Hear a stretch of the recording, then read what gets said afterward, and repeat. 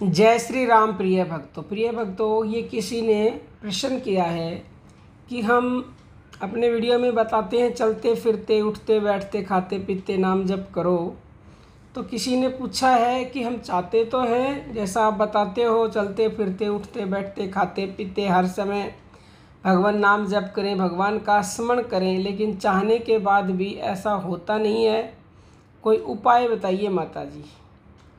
तो देखिए प्रिय भक्तों, अगर इंसान चाहे, सच्ची लगन हो, श्रद्धा हो, तो वह सब कुछ कर सकता है। उदाहरण के लिए आपको किसी सांसारिक वस्तु को अगर प्राप्त करने की लगन लग गई तो उसे आप प्राप्त करके ही रहते हो। आपको उस चीज़ को अहमियत देनी होती है। अब आप अहमियत देते ही नहीं हो तो इसीलिए आपसे नाम जप नहीं होता है। भगवान में श्रद्धा, प्रेम और साधन के अभ्यास की कमी ही इसका मुख्य कारण है। यदि ईश्वर में श्रद्धा, प्रेम करके तेजी से अभ्यास किया जाए तो यह दोष बड़ी आसानी से दूर हो सकता है।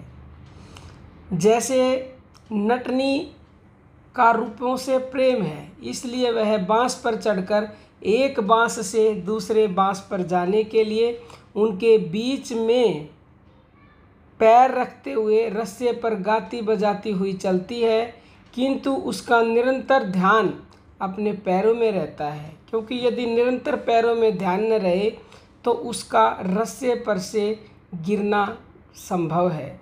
इस तरह नटनी का जितना प्रेम रूपों में है उतना ही प्रेम हमारा भगवान में हो तो ईश्वर का निरंतर स्मरण करते हुए कोई भी काम होने में बाधा नहीं आ सकती। इसलिए इससे यह सिद्ध होता है कि हमारे श्रद्धा, प्रेम और अभ्यास की कमी है। नटनी भी अभ्यास करते करते बहुत समय के बाद ऐसी सफलता प्राप्त करती है, एक दिन में नहीं।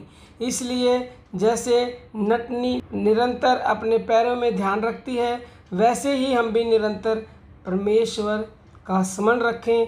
जैसे नटनी गाती बजाती है वैसे ही हम संसार के सब काम करें तो हम भी अपने कार्य में सफल हो सकते हैं। दूसरी बात यह है कि काम यदि असंभव होता तो भगवान कभी गीता में यह नहीं कहते।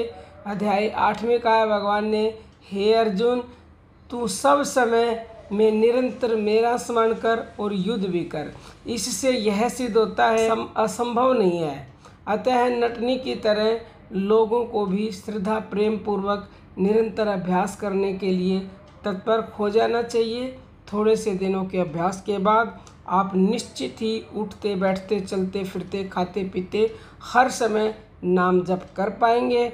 और जब ऐसा कर लेंगे तो समझ लीजिए कि अब जो आप चाहेंगे वो होने लगेगा, आपके जीवन में सुख आने लगेंगे।